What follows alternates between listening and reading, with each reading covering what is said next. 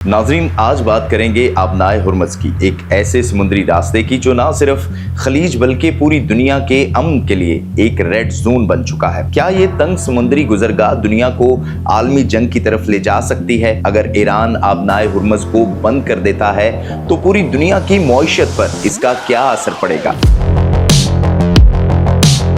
इस रास्ते की बंदिश खुद ईरान के लिए कितनी नुकसानदेह होगी और पाकिस्तान को इससे क्या नुकसान होगा? क्या अमेरिका और मगरिब इस रास्ते की बंदिश से मुश्किलात में पड़ सकते हैं? आज की इस वीडियो में आपको मुकम्मल तफसीलात से आगाह करेंगे।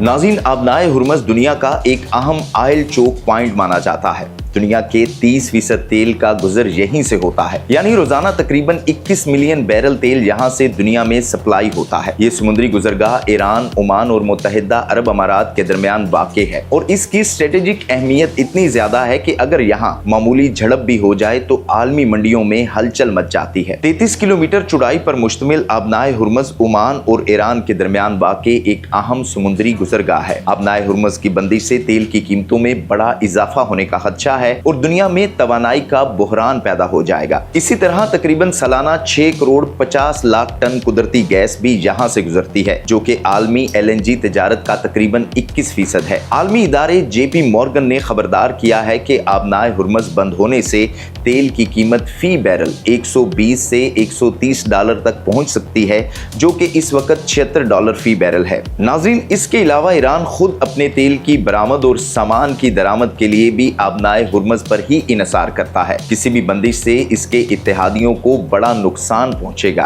खास तौर पर चीन को भी नुकसान होगा, जो ईरान की तेल के बरामद का तकरीबन 75% से ज्यादा दरामद करता है। तज्जियाकारों का कहना है कि मौजूदा सूरत हाल 1980 की टैंकर वार की याद दिला रही है, जब ईरान और इराक एक दूसरे के तेल बरदार जहाजों को निशाना बनाया करते थे। आज एक बार फिर ऐसे लग रहा है कि तारीख खुद को दोहरा सकती है, लेकिन इस बार खतरा ज्यादा बड़ा है क्योंकि इसमें जोहरी हथियारों का साया भी मंडला रहा है और अमेरिका का ताकतवर बहरी बेड़ा आइजनहावर भी आबनाए हुर्मुज़ में मौजूद है। अब सवाल ये है कि क्या आबनाए हुर्मुज़ एक नए आलमी तसादुम का आगाज बनेगा? क्या आलमी बरादरी वक्त पर मुदाखलत करेगी या हम तीसरी आलमी जंग के दहाने पर खड़े हैं?